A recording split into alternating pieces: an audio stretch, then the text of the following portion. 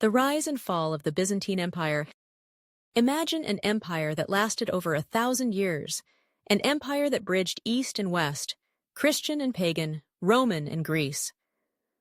This is the story of the Byzantine Empire, a tale of glory, betrayal, holy wars, and ultimate ruin. The rise. 330 CE.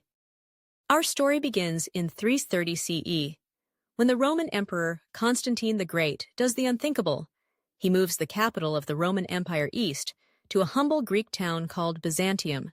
He renames it Constantinople, the New Rome. Strategically placed between Europe and Asia, surrounded by water and walls, it was a fortress, a palace, and a dream.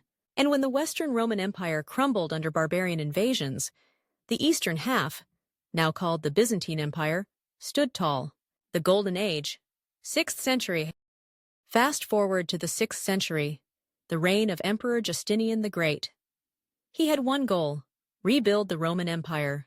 He launched massive wars, reclaimed parts of Italy, North Africa, and Spain, and built the architectural masterpiece of the Hagia Sophia.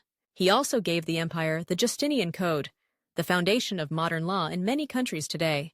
But rebuilding Rome wasn't cheap. Plagues, rebellions, and wars drained the treasury. Still, Byzantium held on. Sophisticated, rich, and deeply religious. The struggles. 7th to 11th centuries. Then came the storm. Arab armies rose rapidly, conquering huge swaths of Byzantine land. The empire lost Egypt, Syria, and the Holy Land. But they adapted, using Greek fire, a medieval flamethrower, diplomacy, and a revamped military. They survived wave after wave. By the 10th century, under emperors like Basil II, the empire resurged, conquering Bulgaria and becoming the dominant Eastern power again. The decline begins, 11th century. But power breeds complacency. A series of weak rulers, court intrigues, and corrupt nobles eroded the empire from within. Then came the Battle of Manzikert in 1071, a devastating loss to the Seljuk Turks. Asia Minor, the heartland of the empire, was suddenly vulnerable. Meanwhile, the Catholic and Orthodox churches split in 1054, the Great Schism, deepening the East-West divide. The Fourth Crusade, 1204. And then, betrayal. In 1204, Crusaders, meant to fight Muslims in the Holy Land, turned on Constantinople.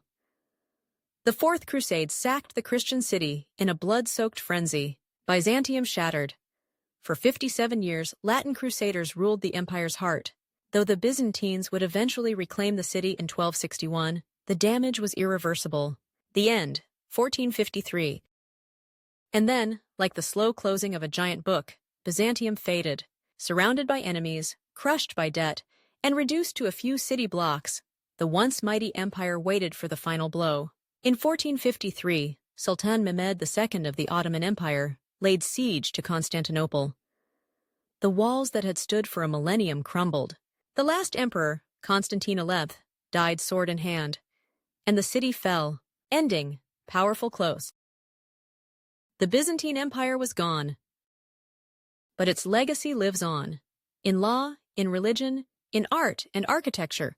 It preserved Roman knowledge, shielded Europe during its darkest centuries, and inspired legends.